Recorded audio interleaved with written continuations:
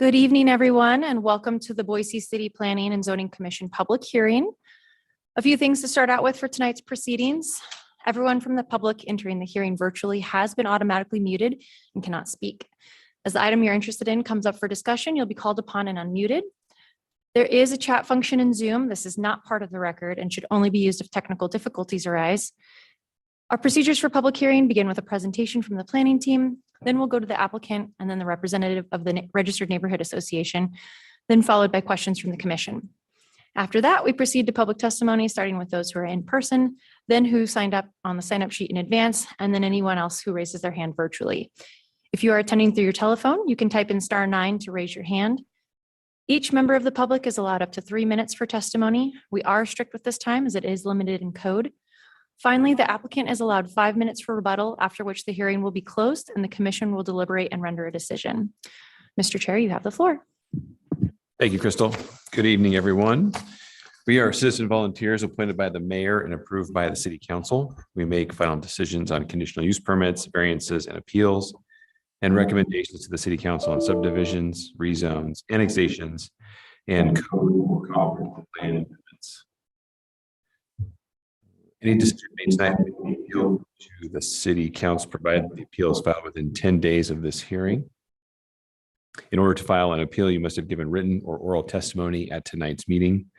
That's why it's important to give your name and address when you testify tonight. We utilize a consent agenda. This means that if the applicant agrees with the staff report, and if there is no public opposition, the item will be placed on the consent agenda. All items that are placed on the consent agenda are approved with one motion without further public comment. For items not on the consent agenda, we will hold a full public hearing in the order just detailed a few minutes ago with staff, applicant, neighborhood association, and then public testimony. Thank you all for attending. Will the clerk please call the roll? Stead. Here. Schaefer. Here. Squires. Here. Blanchard. Moore. Here. Gillespie. Binbrook. Here. Stanley. Here. Mooney. Here. 7 present, 2 absent. Okay, thank you. Okay. All right, we have a short agenda this evening. We have a couple of items eligible for consent, so we'll start there. The first of those items is item number 2. It's PUD 22-70 and SUB 22-72. This is Rodney Evans and Partners PLLC as the applicant. The project address is 915 North Shamrock Street. This is a application to modify a conditional use permit for a planned residential development comprised of 16 single-family homes on 2 acres in an R1C zone, and then the associated preliminary plat with said project. And I believe the applicant is online.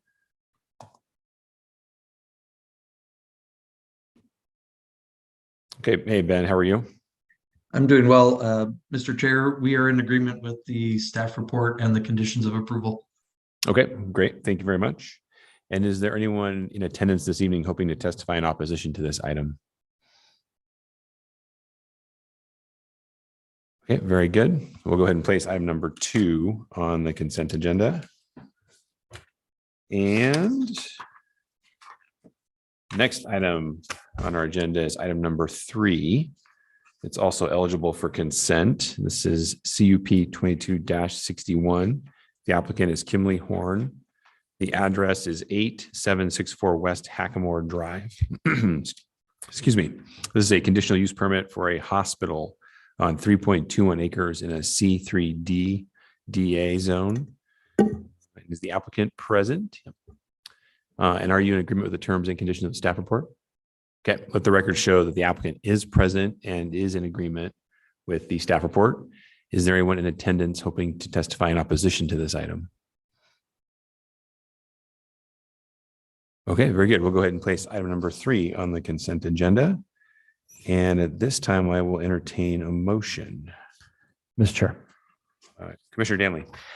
I move that item number 2 PUD 22-70 and SUB 22-72, both located at 915 North Shamrock Street. And item number 3, CUP 22-61, located at 8764 West Hackamore Drive, be put on the consent agenda with the terms and conditions in their respective staff reports. Second. Very good. Very good. I have a motion to approve the consent agenda consisting of those two items. Motion by Commissioner Danley and second by Commissioner Squires. Is there any further discussion? Okay, very good. We'll go ahead and call the roll, please. Stead, Aye. Schaefer, Aye. Squires, Aye. Moore, Aye. Benbrock, Aye. Danley, Aye. Mooney, Aye. all in favor, motion carries. Okay. All right. Thank you.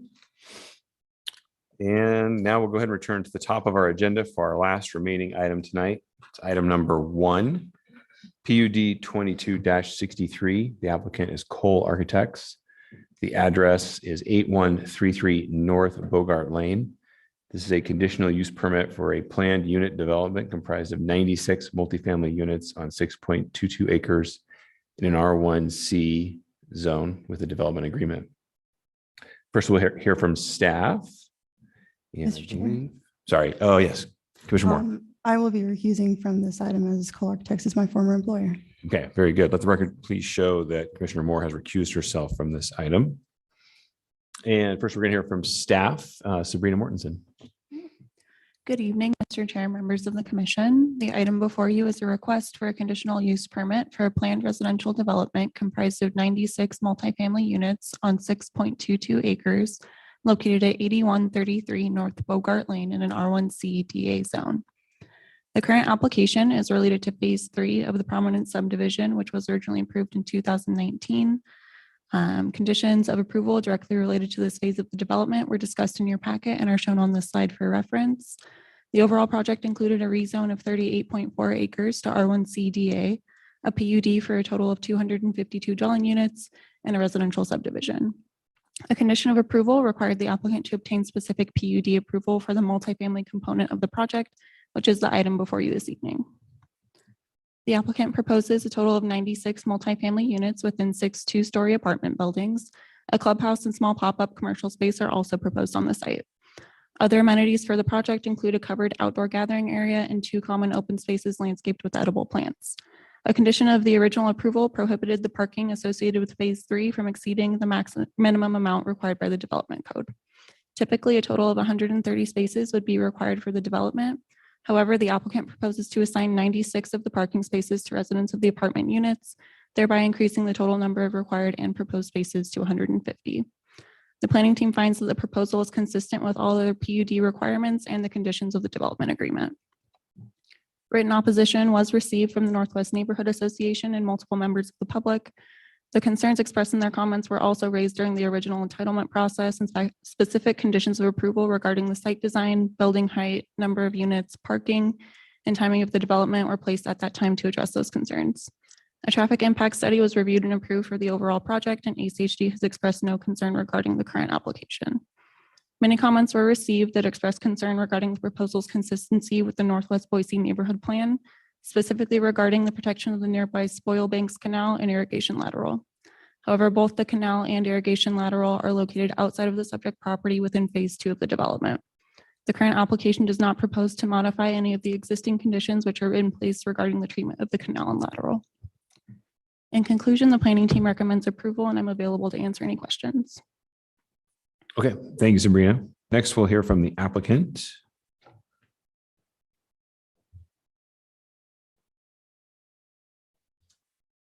Matt Huffield with Cole Architects. I think most of the items were addressed there. I do want to. Sorry, Mr. Sheffield, I want to cut you off. Can you give us your address just for the record too? Oh, yeah, please? sorry. 1008 West Main Street, Boise, Idaho. Great, thanks. So I think most of the items there were addressed. I just want to touch on a couple of points. As we're focusing on this part of this overall development, we're only talking about the multifamily housing and not the rest of the development. This, I don't know if we have any slides, but I think they were up there before. I think the design, you can flip through to the designs. The design of this was intended to mimic the changing landscape of the foothills with rustic earth tones and encourage architecture to blend in with the surrounding nature of the property. We did a lot to deal with sight lines and visibility from neighbors and things like that to try to minimize a lot of that. We've provided, in listening to the neighbors, I think that's why we came back and asked for the additional parking. One of the major concerns was the possible amount of street parking that would be needed for this. And so we added parking to help deal with some of that stuff. And just to try to appease them as best we can and try to provide something that's going to work for the city of Boise and its residents. So thank you. All right, thank you. All right, well, next we'll go ahead and hear from the Neighborhood Association. Does the presentation go over here now, or the one that says final?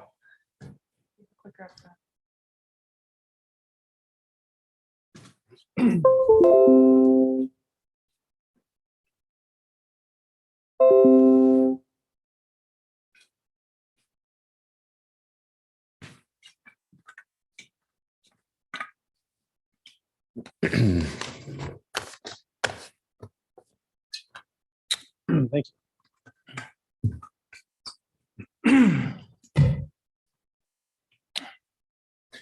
Good evening, Richard Llewellyn, 9170 Hill Road. I am president of the Northwest Neighborhood Association, and these are comments from the Neighborhood Association. So I have 10 minutes. Okay. First of all, Spoils Banks Canal runs through the southern portion of phase 3. That was an error in the planning staff that you just heard. It is a year-round waterway. It's remarkable that way. It's very unusual. It hosts rainbow trout. As Kate Harris provided us a study from USGS that captured the trout and showed the aquatic invertebrates that feed those trout. And in the center there, you see where the Spoil Bank Canal enters the Boise River. That's what it looks like where it enters the Boise River. To the left is what it now looks like in our neighborhood. When I was a kid, I caught the biggest crawdad I've ever seen in my life. Well, I didn't catch it. It was too big. I was afraid of it. In my life there. It is a remarkable resource, groundwater fed. So runs year round, unlike any other water source in our neighborhood. Oh dear. Okay, let's see. Okay, so Boise Master Pathways Plan. This is in the top 10 priorities for having a plan or a path along it within this phase 3 part of the development, as well as phase 2. I don't know why it's not addressed by staff. This is adopted into the comprehensive plan. And this is the chance to actually implement such a plan. It is number 9. I don't know if those are ranked, but it is in the top 10 out of dozens of different segments that have been identified by the city. And indeed, our history and our cultural connection to these waterways was part of the impetus of this Master Pathways Plan being created. So it's odd to us that this has been left out of the plan. It's also, well, for instance, just this last summer, you all approved a development along Hill Road, east of Pierce Park, in which you did require the pathway along Farmers Union Canal outside of their easement, even though that's not a priority.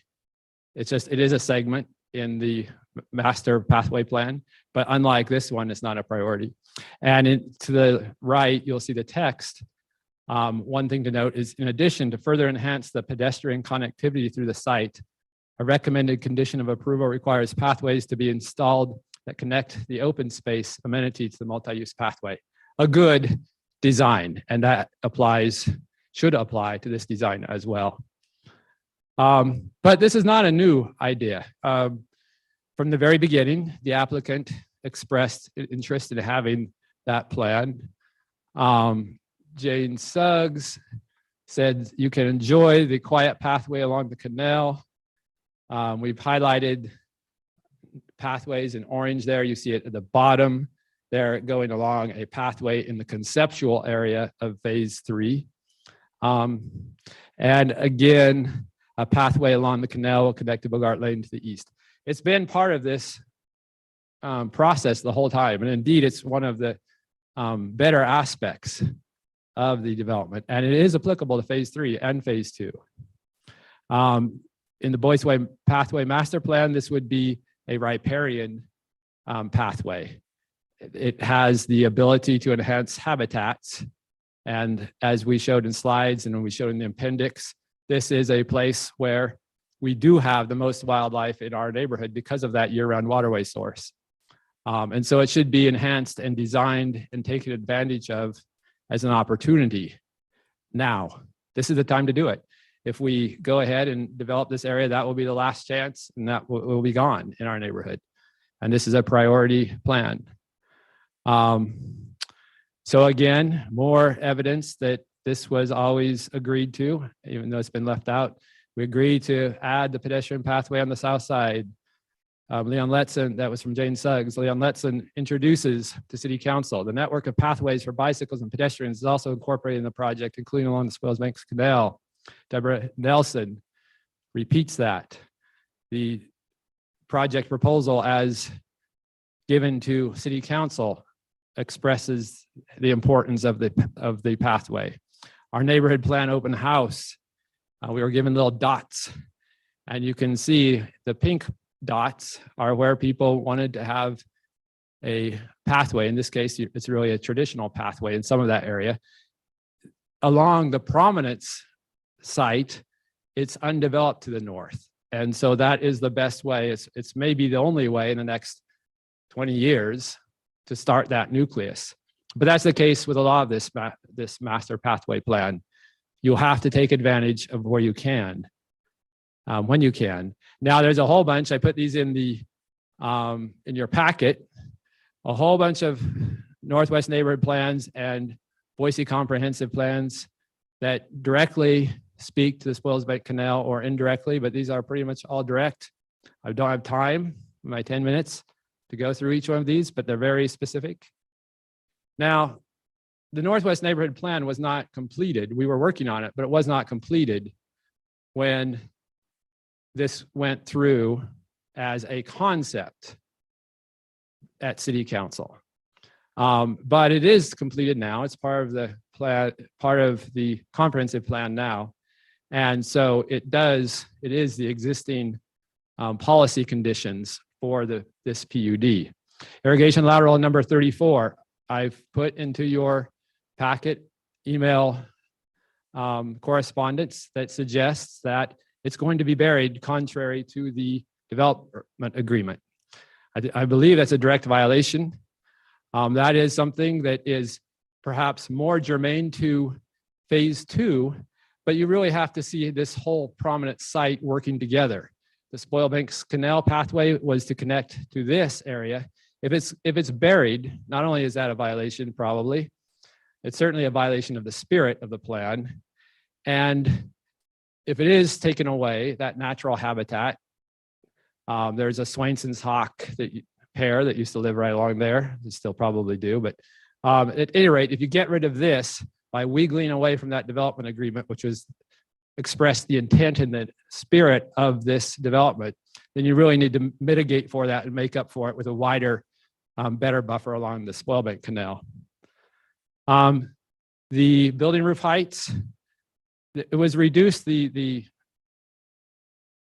heights were reduced from 3 stories to 2 stories, specifically so that people could maintain that visual connection to the foothills. So, I understand, wanting to have some architectural, something other than flat roofs.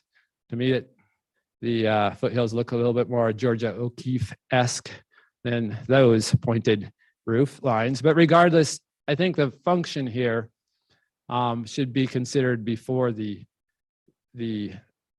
architectural feature. And that was expressed as part of the original reason for reducing the heights of those. Hill Road Parkway, unfortunately, we're trying to get around this, but it's not easy. We're getting more and more of these large diesel trucks. Right now, it's about 1 every 5 minutes, but at the rate the landfill is being used by Meridian and Star and CUNA and Middleton, well, not Middleton, sorry, it's Ada County. It's going to be where we have a diesel truck going along the parkway more often than not. And so the way that this is designed with that that gathering space right up there along the parkway, and then there's gonna be a roundabout over there on the right. So these diesel trucks will be shifting gears and going around that roundabout. It's just not gonna be a good use of space for the residents. I would suggest this needs to be redesigned regardless in order to incorporate the path that like the other application, that gathering space or open space connects to the pathway. And one important thing is this is all tied to the construction of the fire station, which has been bumped back to 2024. So we have time to get it right. Again, traffic is the same problem as expressed in the prominence application. And this is from Jane Suggs. You've seen this when we were talking about the Matlock, Westlock Village. Same issue. Yes, we don't have a traffic problem adjacent to these streets yet, but where the cars will go, either onto State Street or down Hill Road Parkway, there is a problem. So I do have recommendations if you'd like to hear them. Sure. Yeah, Let's it's hear just, We can keep it quick. if I could see the slide, it's just the last slide that has kind of our neighborhood recommendations. Number one, comply with the Boise Master Pathway, private pathways as a riparian corridor. And it's an opportunity to protect habitat. They're not something I'm comfortable up here trying to convey to you, the design guidelines. You know, that's a lengthy and specific document, and how you exactly design a path in this area is something the professional should look at. Ensure that the entire project meets the developer agreements and the intent of the agreements. If the DA is being broken, that's not only a legal problem, but it's also a problem in how the whole development should fit together. As just mentioned, the last two things. So thank you for your time. Thank you, Mr. Llewellyn. Okay, we'll go ahead then and open this up for questions by the commission to either staff, applicant, or the neighborhood association. Mr. Chair, Mr. Stead? I have a question for staff. Can you speak to the pathways statements and what the city's perspective is on that? Yeah, Mr. Chair, Commissioner Stead, the pathway along the Spoilbanks Canal is more tied to phase 2 of this development than it is to phase 3. In the original agreement, there is a condition that's tied to phase 2 that requires an easement for a future bridge crossing over the Spoilbanks Canal in support of a larger effort to provide a north-south bicycle and pedestrian pathway that would connect neighborhoods near State Street to the Boise foothills, and that needs to be depicted on the subdivision plat. For phase 3, we really are looking at this one parcel that has the multifamily development on it. Thank you. I have a question then for the neighborhood. Mr. Llewellyn, does that answer your question on the pathway situation and ease some of those concerns? Thank you for the question. No, absolutely not, because the pathway goes from Bogart Lane over to irrigation lateral number 34. That's the entire southern length of the parcel. And so there's no way that the property boundary of phase 3 extends across the irrigation lateral. So there's no way to ignore phase 3 here when we're designing phase 3 and maintain that adequate buffer for a priority pathway from the Boise Masters pathway plan. It doesn't, if you look at the site plan, you can see they haven't left the adequate space. And of course, the professionals need to weigh in on that. There is a 75-foot to 100-foot easement in that Spoils Bank Canal. And typically, it's good to put these outside of that easement, as you did with that earlier development that I discussed west or east of Pierce Park Lane on Hill Road for the Farmers Union Canal. Thank you. Thanks.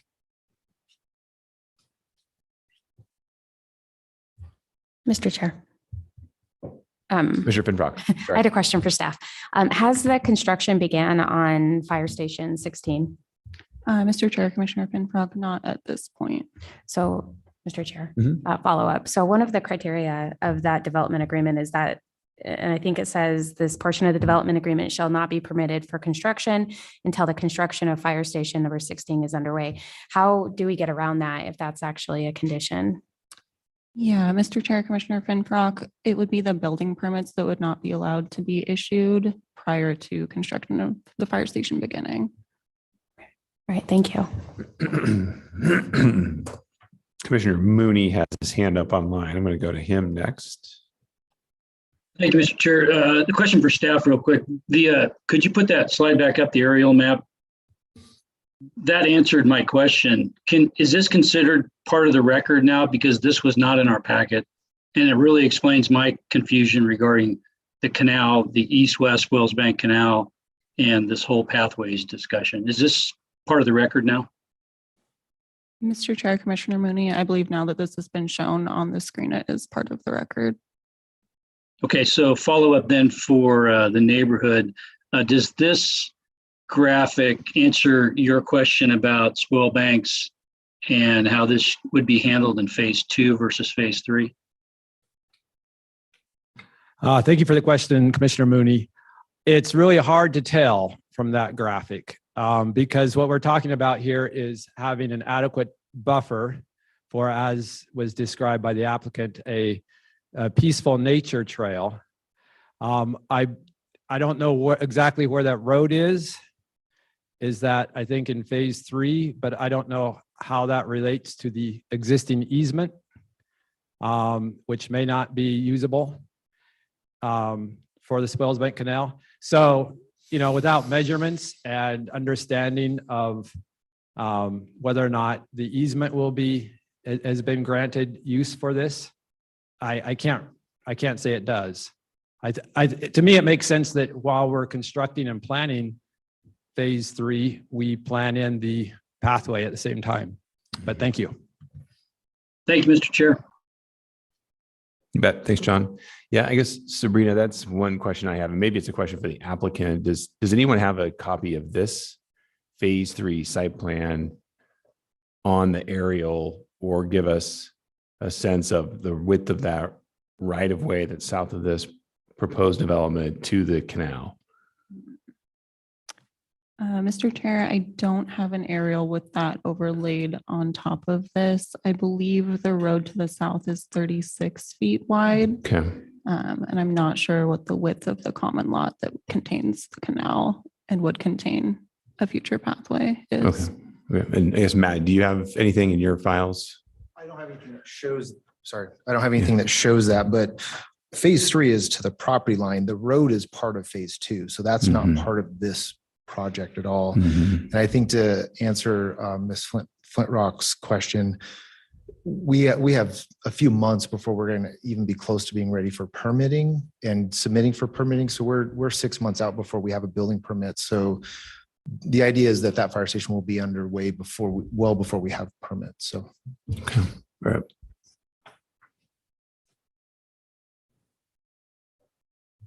Sabrina, so do we have a preliminary? There's a preliminary plat then that shows these lots, yes, or the phasing?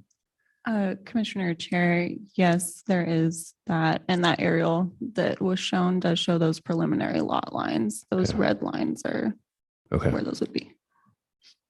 Okay.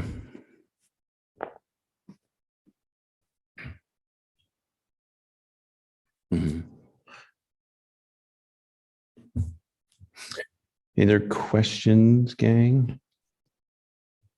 Mr. Chair. Yeah, Commissioner Mooney, thanks. Yeah, I was trying to get some more background for the decisions made back in 2019. And I guess this is a question for staff. For the denial that we made in May of 2019, which council overturned, in our project report packet here, it says the PZC denial was in part to give the city and residents time to fulfill the policy of the Northwest Neighborhood Character 1.5. It sounds like the denial was also in part due to, this was on page 89 of our packet, was also in part due to lack of adequate transportation infrastructure. So both, since those were previous denials from this body back in May of 2019, in part is confusing to me. Can anyone help me understand what really transpired back then?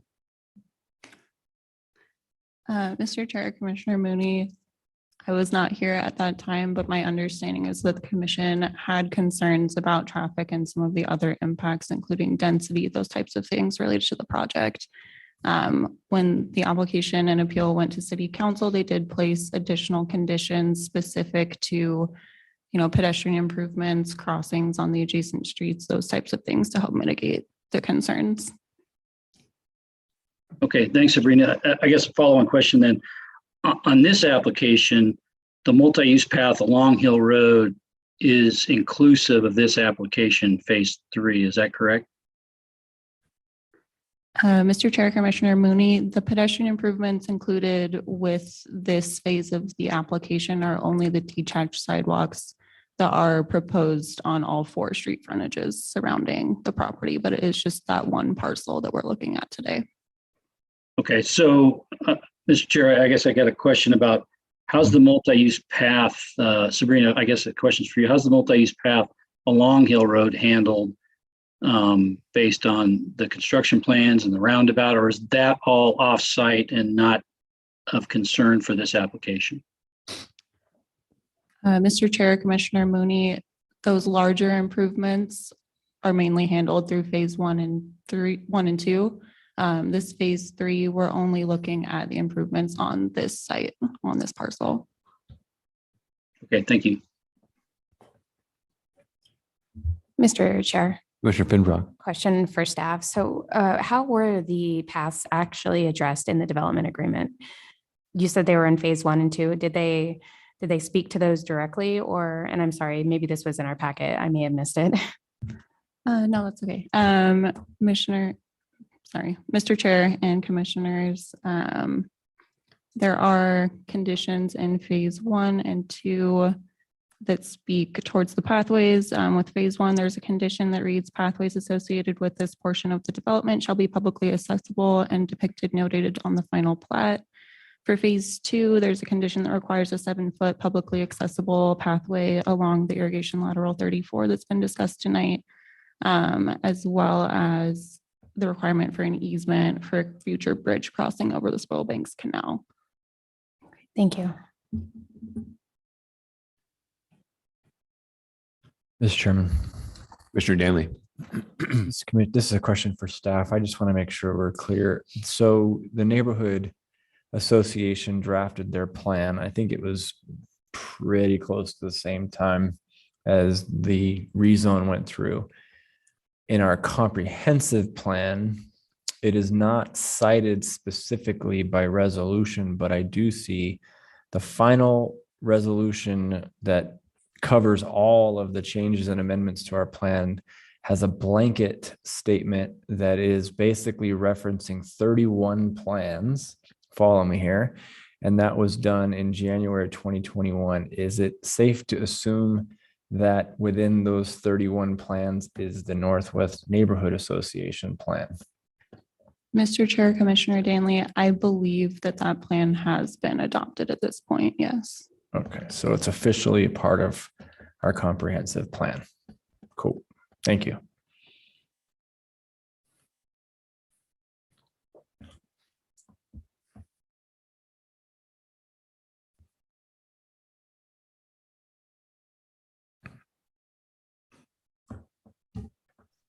Mr. Llewellyn, I have a question for you. Yes, thank you. Thanks for your time and your testimony. I wasn't I'll be honest, I wasn't quite following you with your testimony about the gathering place on the north side. I believe it's on the north side. I think you referenced it being adjacent to Hill Road. I'm not quite sure I'm seeing the area that you're describing. Is it the It's pop-up commercial? It's right south of the pop-up commercial. Let's see. Okay. Guys, they're not so good. That does say gathering place. I believe that hashed. Yep. I Gotcha. believe that hashed. So analogous to the plan you approved and that considered it a feature and an enhancement to put any kind of open space, one next to the pathway, the more natural pathway, but two, I'm just very fearful that nobody's going to use that because of the increased haul truck traffic on the Hill Road Parkway. It's something we're trying to figure out ways around, but those are going from the transfer stations and, you know, they increase the number every year. So. Okay. Yeah. All right. Thank you for clarification. I guess for the applicant, Matt and your team, can you guys walk us through how you settled on that location? For that commercial and Yeah, I Yeah, can't speak space. to the landfill traffic. Try to minimize my landfill usage, but the gathering place, there's idea of a food truck pop-up, things like that there. So having it more on that side of the property just helps provide for liveliness, things like that. It's not meant to be a quiet park area. So keeping it away from the waterway, we felt was better. Gotcha. Okay. And then while I've got you too, if you could just speak to, there were some concerns brought up by the neighborhood association about the building heights. Could you just confirm for us, you know, the heights for the buildings and the thought process there? I mean, they're all 2-story buildings, correct? Correct. Yeah. Yeah. Yep. Okay. Yeah. We just there's a couple of gable ends, things like that, but trying to get away from more of a flat roof look to tie in with the mountains. Gotcha. And then your total, like your max building height is? Do you remember? Yeah, sure. Come on up. Hi, Giovanni Florenzo with Core Architects, 1008 West Main Street, Boise, Idaho. For going back to the pop-up commercial, part of the DA aspect is a certain location of where the pop-up commercial is supposed to be on the site. And so part of that, as well as part of having the gathering area, is having it located where the DA states it should be located. As far as the building heights, right now we're zoned R1 CDA. We do not go past the building height requirements for the city of Boise. With the gable ends, I believe we're about 8 inches below what the requirement was. I'm trying to remember if it was 35 or 32. I'd have to go back and check. But we were just below that. And then with the buildings also being set back more towards the internal of the site, pretty far away from the south neighborhood, close to Bend Street. With those buildings, you'd still be able to see the foothills with view lines and vision lines for it. Okay. Thank you. Great. Thank you. Just quick follow-up to that, Matt Huffield with Cole Architects. That height that we show as the max is at the peak. Mhm. So the bulk of the height is actually significantly less than what is required. You're just, the max height is just at those ridgeline locations. So. Gotcha. Thank you. And then to follow up with staff, Sabrina, do you agree about the reference to the development agreement and the location for the gathering place? Does that jive?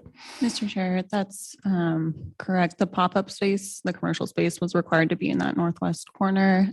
The gathering space wasn't required to be in any certain area, but it does kind of make sense to have that close to the commercial piece. Okay, great. Thank you. Mr. Chair, Commissioner Danley? I just think it's important for the record that we all, I think, make sure this is straight, and I think we are, but so question is staff, Sabrina, so with regard to the overhead maps, the aerial, and then the site plan map, that's page 4 and page 5 of our staff report, that area actually comprises phase 2 and phase 3. Phase 1 is across the street. Okay.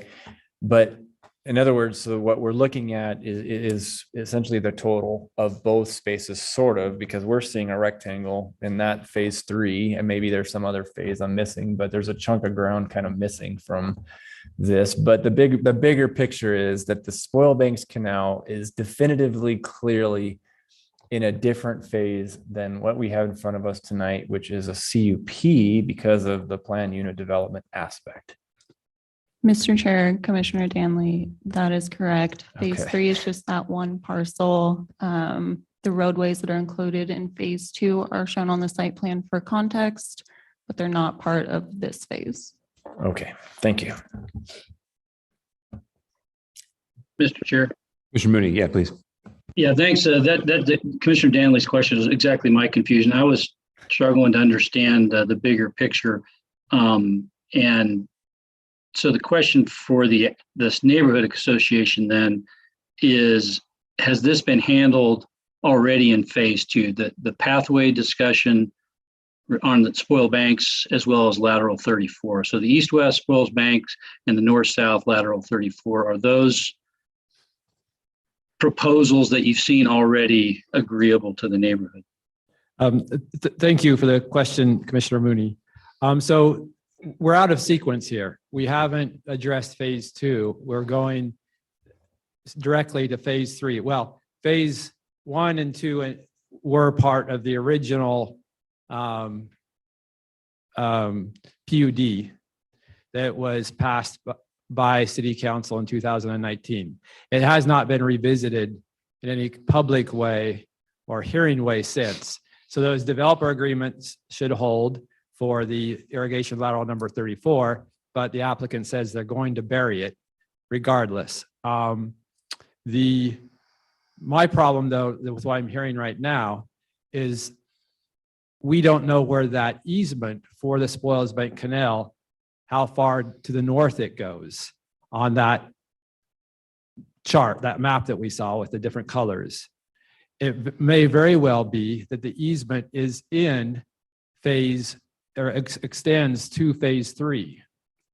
And what we just saw there is phase 3. That was the first time also I saw that delineated differently. So if we don't know where that easement is, and the path has to go outside of the easement, as it did in this other application they referenced that you passed earlier this year or last year, then what do we do then? We've allowed this development to go through, and the pathway then will be impossible to create. So that's why I say we really need to address it now, the east-west connectivity part of it. Great. Thank you, Mr. Llewellyn. Mr. Chair, I have a follow-up for the applicant. Please. So addressing Mr. Llewellyn's concerns regarding the South Canal, can you talk to us about the phase 3 and the possible easement infringement there into this application for phase 2?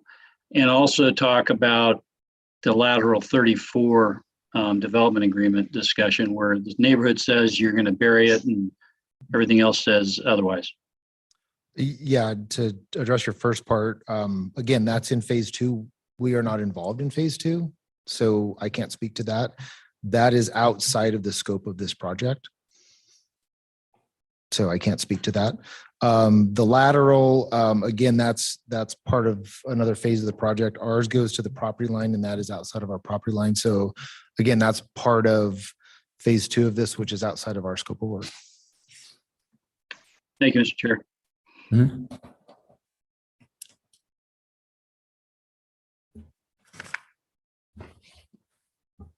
Chairman, I'm just going to ask the question. So to staff, I mean, to the neighborhood association's concern, are we confident that we have all of our lines straight and we know easement widths and buffers and all of the things that the neighborhood association is requesting and for the treatment of the Spoilbanks Canal? I mean, are we 100% sure of all that?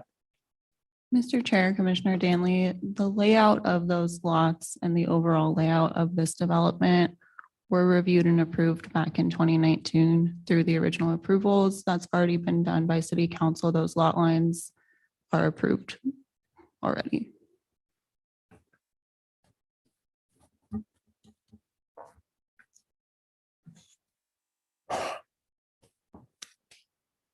Mr. Chair. Yeah, go ahead, John, please. For Sabrina, for staff. So I guess I in our packet, do we have a good depiction of what council's already approved for an east-west pathway, multi-use path in accordance with the pathways plan? Because the pathways plan wasn't around when this was passed. So how are we handling that east-west on the south border in phase 2? Mr. Chair, Commissioners, that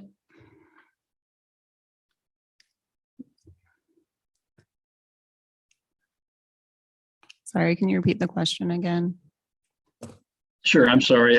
I'm just trying to, since I couldn't find in the packet the answer to the questions that the neighbors are raising, the neighborhood association, regarding the canal, the east-west canal, and how to protect that and how to employ the Boise Pathways Plan, which wasn't obviously an issue in 2019 when this passed. So the question is, where are those lines? What is the protection for a multi-use path on the south parcel line going east-west to the lateral 34?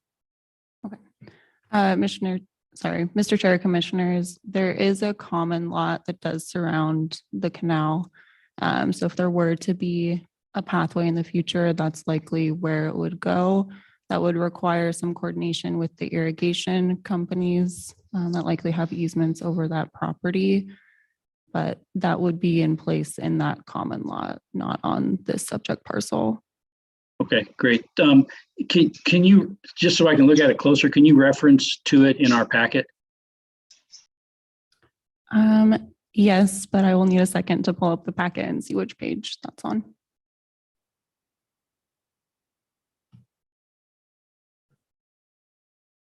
While Sabrina's working on that, are there any other questions?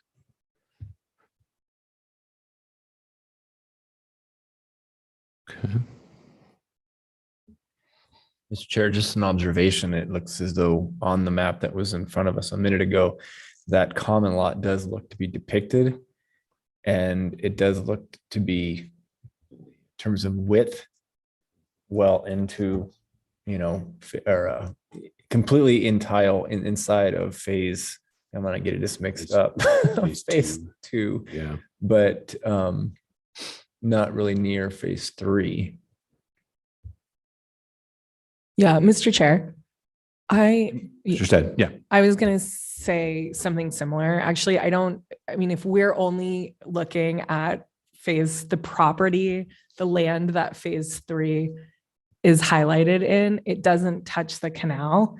I have concerns about the pathways as well, but it doesn't, based on what we're looking at tonight, it doesn't look like we have control over the land along the canal in tonight's project. Right. In phase 3. In phase 3, right. Which is tonight's project. Yeah, I guess I just wanted to kind of confirm that just to make sure that I'm understanding that correctly. Staff's nodding their heads. So I'm sure we'll see a future project that will include what we need to know about the pathway space, and we can at that point add whichever conditions are appropriate to preserve the space around the canal. Mm-hmm. But I don't see that as really attached to the land that we're discussing tonight. Mm-hmm. Thank you, Commissioner Stead. Mr. Chair. Commissioner Mooney. Well, to Commissioner Stead's comments then. So the only issue the neighborhood had was the possibility of that easement infringing into the south portion of phase 3. And are we assured that that's not the case? That's since that aerial map is the first we've seen in the record, we didn't get a chance to review that until tonight. So that's why we're all confused.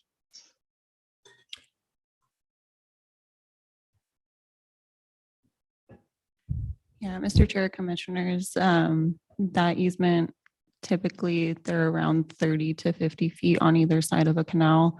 There is the common lot and the road between the canal and the subject parcel that we're looking at today. Okay.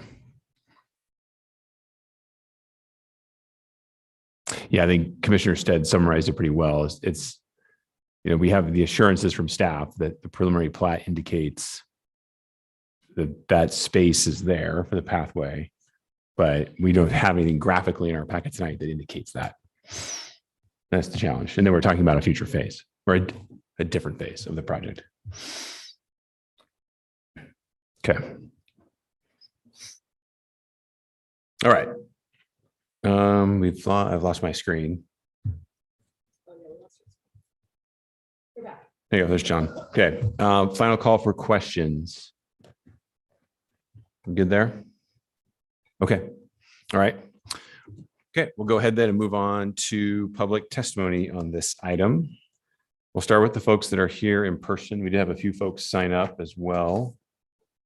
Dan Black and Kathy Buchanan, maybe.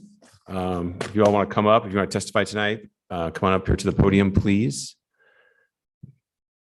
And everyone will have 3 minutes to testify on this item. And then once we get through the folks that are in person, we'll move to the folks that are online.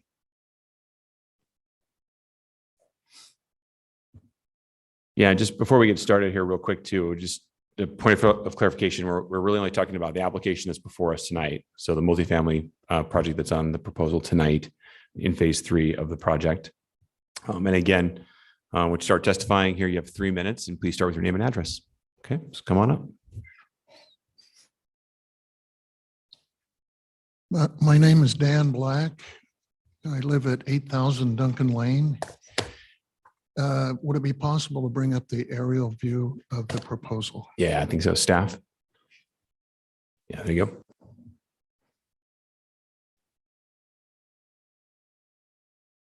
Okay, this is a very old aerial view, it looks like to me. Maybe not. No, I guess that looks fairly current. So I've lived at 8000 Duncan Lane for a little over 33 years now.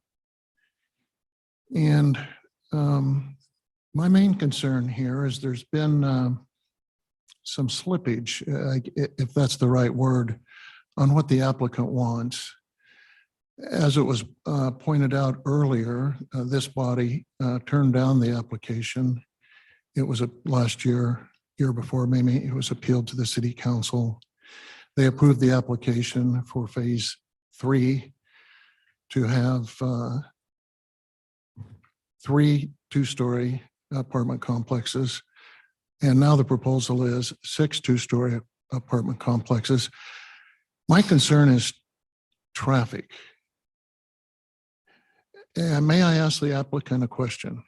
A clarifying question. No, I'm sorry. You can pose the question here, but he can't answer directly at this time. Okay, because Mike, let me point out where I am on this one. On one of your previous aerial photos, it showed part of the area phase 2 in blue. Can that one be brought up again? Okay, so my place, as well as my good neighbor, the Smithy family, we're surrounded by phase 2 there. So on the north is phase 2. On the south is this Boyles Bank Canal. On the west is Duncan Lane. On the east is the other part of phase 2. So that's the neighborhood there. I guess my question is concerning the traffic. As I look at phase 3, I'm wondering if cars from phase 3 will be able to eventually travel through phase 2 to get to Duncan Lane. Because if they can, then they're all going to proceed down Duncan Lane 100 feet and take a westward turn through the other subdivision to get to the Winco food stores and Home Depot and so forth. And so while I'm concerned about the traffic that I'm going to be subjected to, I'm also concerned about a lot of our other neighbors who have made the choice, maybe not to have an acreage like we do, but to live in a quiet residential subdivision, which won't be so quiet. Another question I have is how many parking spaces are allowed in phase 3? I personally feel it's going to be totally inadequate for the number of apartments. Okay. Thank you, Mr. Black. You're welcome. So therefore, I suggest that this not be approved. Thank you. Thank you.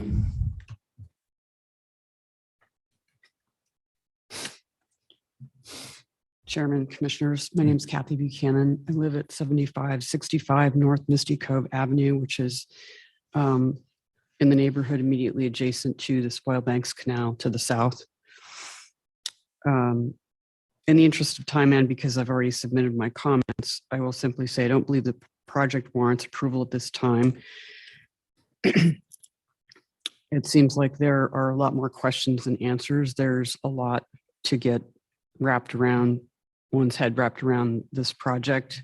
And I think to isolate it, even though I understand that there's not another phase on the table, I think I have to echo Richard Llewellyn's comments about we can lose an opportunity here that we won't be able to recoup.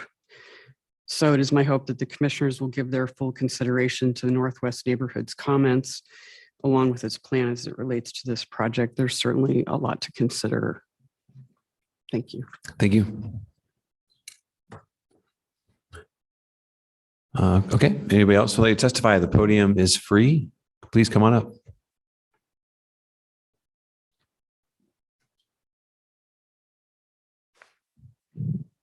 Hello, I'm Teresa Parker. I live at 8895 Hill Road. And I'd like to share with you my concern about the lack of fire coverage. There is plans for a fire department on the corner of Bogart and State Street. But that's not for a few years. There's tons of apartments being developed and built on State Street. And we personally were involved in a fire October 6, 2021. We personally had to fight the fire ourselves. Fire departments from Meridian, Eagle, Star came. Boise came later. They did not, the fire departments that did come did not know the area. It was not a good experience. And where there's lots of apartments going up in housing, there's tend to be other fires to happen. And it would be really appreciated if this was not approved because we need to have proper fire coverage. And it doesn't extend just to our neighborhood. It goes east of us too, because Collister and Pierce Park lack proper fire coverage too. Thank you for your time. Thank you. Okay, anyone else want to testify? Okay.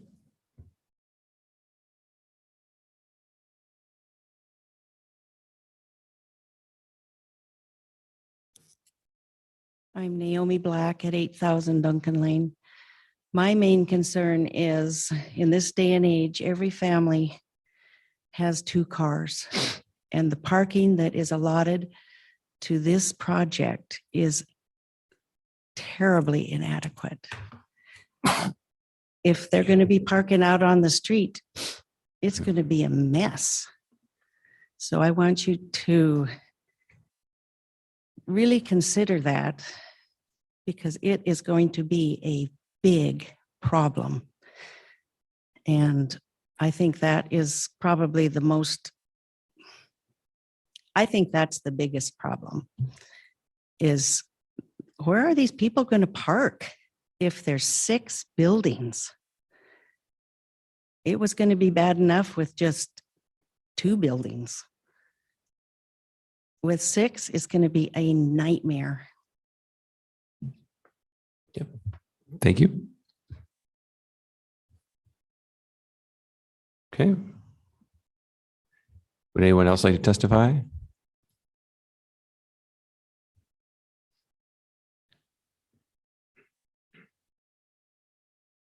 My name is Bill Smithy.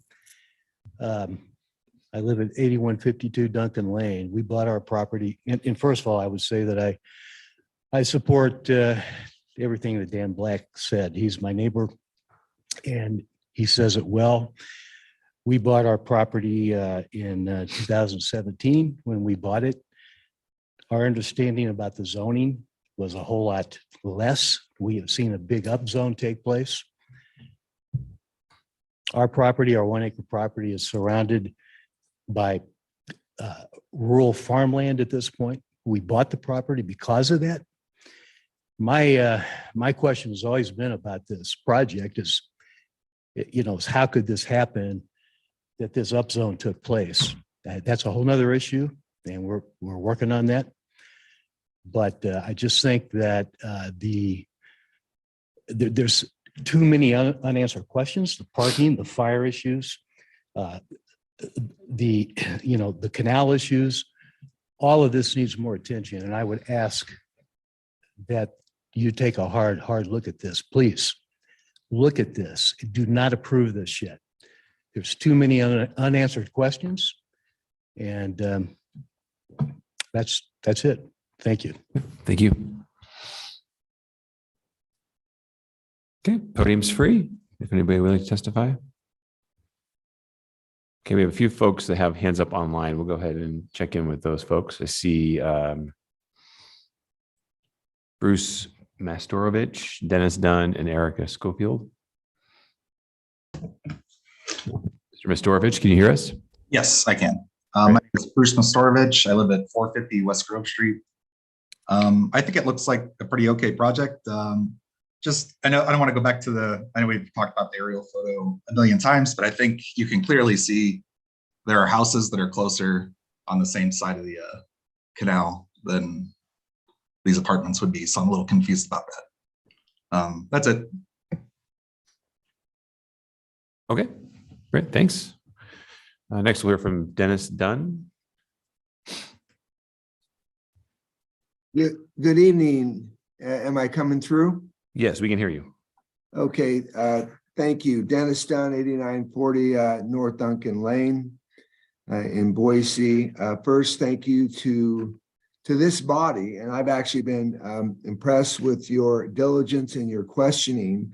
I think that you have been right to be confused, and I think that you've been right to ask some very specific and pointed questions. I want to talk a little bit about the neighborhood plan, 3 minutes, and this is something that literally reflected thousands upon thousands of hours to get the plan in place.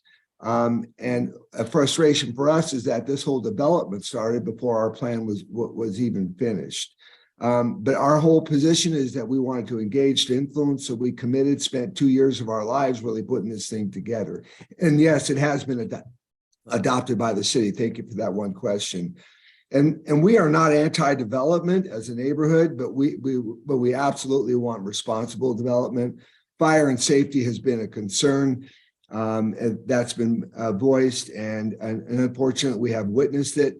And this development with this density, really with the wildland fire urban interface there, is just really, quite frankly, not appropriate. It's just not appropriate. A huge piece that the neighbors all spoke to was the Spoilbanks Canal and its accessibility. And in doing our research, and again, thousands and thousands of hours, I believe that Spoilbanks Canal is a part of the Drainage District number 2. It's also my belief that the easement is 100 feet. And this evening, with all due respect, statements have been made around easements about they're normally this, they're normally that. I know you're looking at something that's phase 3, but all of this connects together. And I don't know that there's actually real specific clarity about exactly what the easements are and where this project lines would be relative to that easement. So I really think that there's a pause for concern here. And again, I really appreciate, we've worked with this body, and we have found you to be responsible and responsive. And I really think that there's enough in front of you to be kind of raise the flag of concern relative to the issue of the Spoilbanks Canal and the easement and accessibility, and really develop phase 3, 1, 2, and 3 really all are in this together, and the impact is going to on the neighborhood. And traffic has been addressed. Feeling rushed here, but we have real concerns about the safety there. So thank you for your time this evening.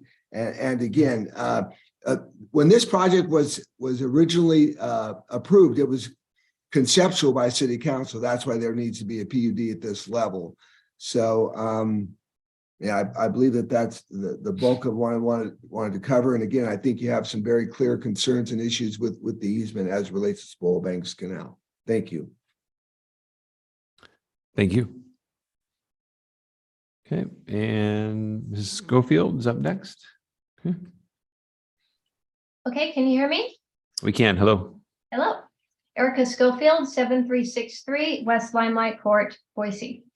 It has now been more than 20 times and 6 consecutive years that I will be providing public testimony to advocate for equal taxpayer-funded protection for the Northwest neighborhood where I reside. This area of the city is now in its 35th year of development applications being approved based on promises of an additional fire station in the Northwest planning area. This record goes all the way back to 1988 with the applications for developing the Quail Ridge subdivision. These promises have never been kept by the city. The decision before you tonight can repeat this longstanding failure, or you can prevent this from happening again. Basing approval of this application on the issuing of building permits for a fire station will simply be the same charade, setting the stage for the continued failure of ensuring the required infrastructure is actually built versus just saying or believing it will be built. Regarding the letter in your packet from the Boise Fire Department, it only pertains to issues related to the International Fire Code and has nothing to do with this department indicating their position on approving this application or if it meets the required conditions of approval recorded in the development agreement directly pertaining to the multifamily apartment complex. I state that because sometimes that letter has been substituted for other issues regarding fire response. The prior commission denied this development based in part on the lack of a Boise fire station to serve this area in compliance with the adopted level of service response standard set forth in Ordinance 5517 and the Development Impact Fee Ordinance. This commission will be disregarding public safety and continuing the long-standing issue of allowing development based on words on paper if you approve this tonight. I respectfully request that this permit be denied and not brought forward again until the construction for the fire station at the corner of Bogart and State Street is actually underway. Thank you for your consideration of this very serious public safety issue. Thank you. Thank you. Okay, so that does it for the folks online. I'll do one more last call for the folks here in person. If you'd like to testify, the podium is free. Okay, very good. We'll go ahead and close the public testimony. We'll bring it back before the applicant here for a 5-minute rebuttal. You guys are welcome to yield that time if you don't want to use it.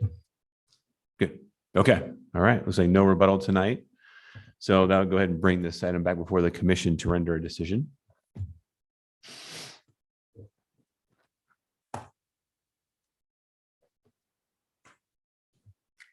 Mr. Chair. Commissioner Pinbrook. I move to approve PUD 22-63 along with the recommended and standard conditions of approval and for all the reasons as outlined in the staff report. Second. Okay, I have a motion to approve by Commissioner Pinbrook and a motion to second by Commissioner Stead.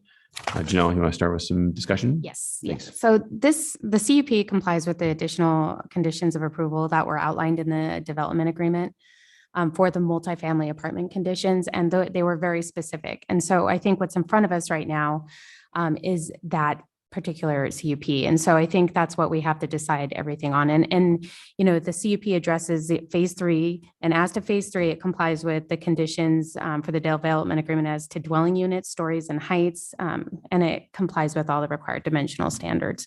So as the public comment, you know, to the traffic issues, we looked to ACHD to comment and they approved the project. I agree with the fire coverage. I remember when this came in front of us several years back, and we discussed it. And as it was stated from the applicant today, they have to have those building permits before that. I mean, again, it's outlined in the development agreement, and it pretty much just says that the building permits will not be allowed until construction of the fire station is underway. And so I think we have to rely on that. You know, as far as the canal issues and the paths and everything, I do think we can address that in a different phase. I just don't think it's appropriate for phase 3. So for those reasons, I'm just in support of approval of this application. Okay. Thank you, Commissioner Pinfrock. Mr. Chair. Yeah. Yeah, I support the motion for the same reasons outlined by Commissioner Finfrock. I had the same notes that the building permits won't be issued until the fire station has started construction. So I think that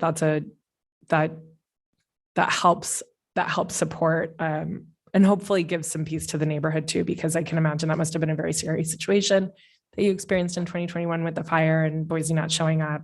But hopefully that will be resolved. I also agree about the pathways. We are all up here very passionate about pathways.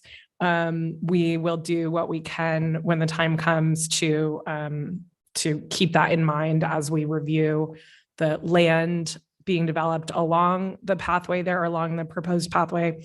And, hopefully, I know a lot of neighbors chose this area for the serenity and the quiet. And hopefully your new neighbors will choose the neighborhood for similar reasons, and they will add to your community.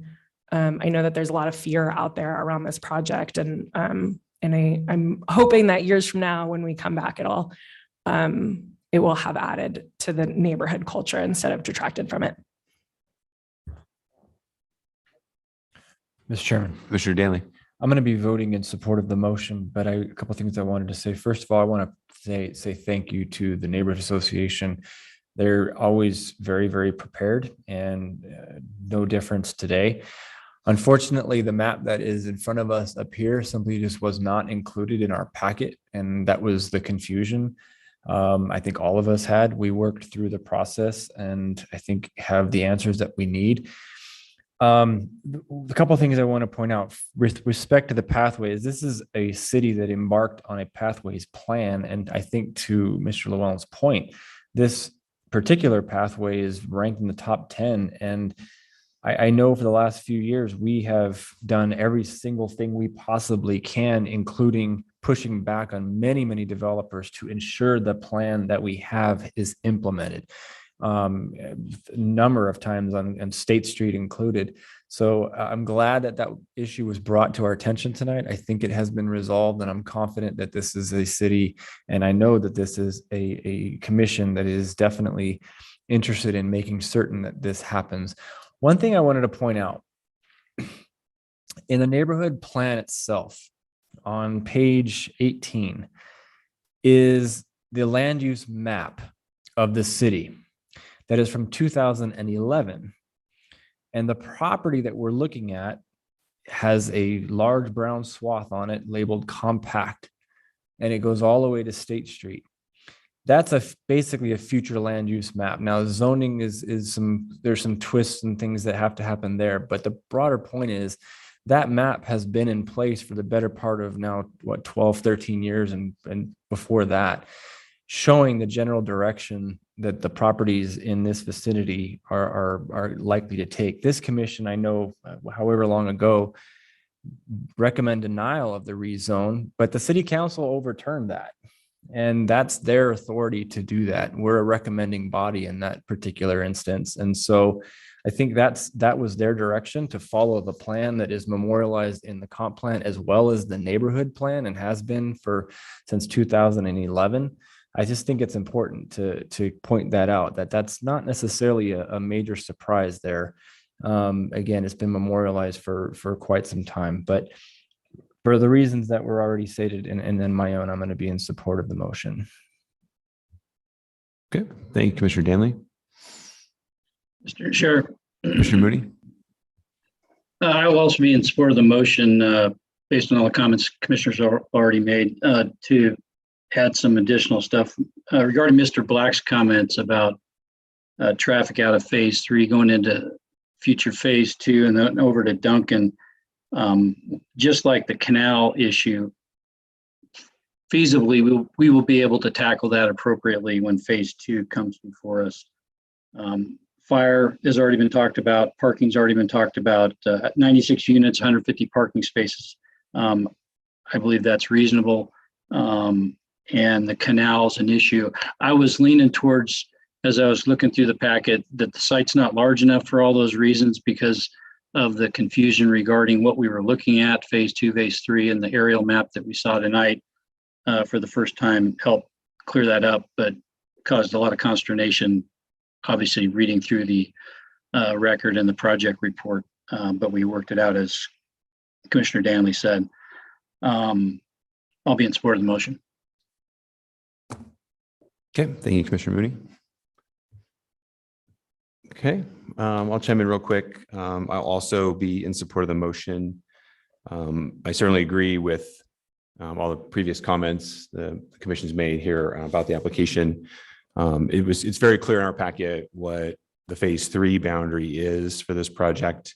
Unfortunately, the packet doesn't very clearly indicate where phase 2 is. So that's something that we obviously worked through. And I think we were able to get assurances from staff that the space is there within the pre-plat and the previous approvals, that the pathway will certainly be a reality and will happen within that phase 2. My only other comment, I think, to staff is when phase 2 does come around for this body to review, I think we would like to see phase 3 boundary included in that application, so we have a clear picture of how all these pieces get put together. And to the public, thank you all for attending tonight and giving us your testimony. We certainly understand the concerns regarding growth and development throughout the whole city here. Let me assure you, though, there's other opportunities as this development moves through the process, that there'll be other opportunities to voice your concerns and make sure that all of the I's are being dotted and T's are being crossed, if you want to think of it that way. So with that, again, I'll be supporting the motion. And unless there's any other further comment, I'll go ahead and call the roll. Okay. Again, we have a motion to approve by Commissioner Finfrock and a second by Commissioner Stead. Will the clerk please call the roll? Stead, Aye. Schaefer, Aye. Squires, Aye. Finfrock, Aye. Danley, Aye. Mooney, Aye. all in favor, motion carries. Okay. Thanks, everybody. We are adjourned.